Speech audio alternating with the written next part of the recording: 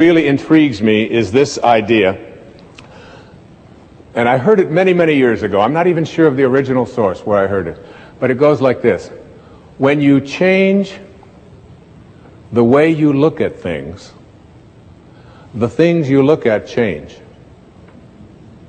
Albert Einstein once observed that you have the most fundamental and major decision that you have to make in your life is this. Do I live in a friendly or a hostile universe? Which is it?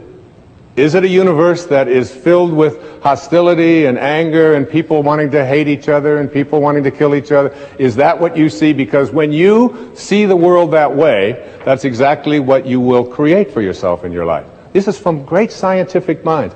And the interesting thing is that this is not just a clever play on words, that when you change the way you look at things, the things you look at change. It's actually a very scientific thing, and I'm going to show you that in just a moment. I'd like you to imagine the following scene. You're in your house.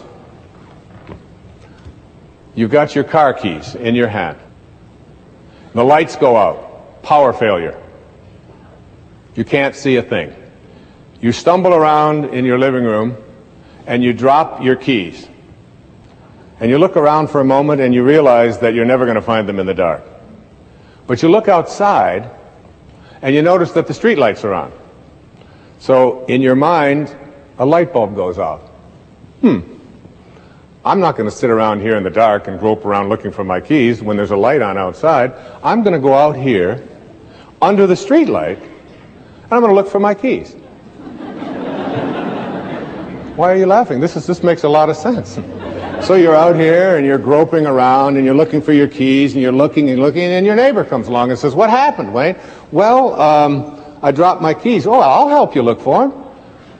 And the two of us are now down here looking for our keys and looking. Finally, he says to me, "Excuse me, but where did you drop your keys?" "Well, I dropped them in the house." He said, "You mean to tell me that you dropped your keys in the house and you're looking for them out here in the streetlight? Doesn't make any sense." And I said, "Well, it doesn't make any sense to grope around in the dark when there's light out here."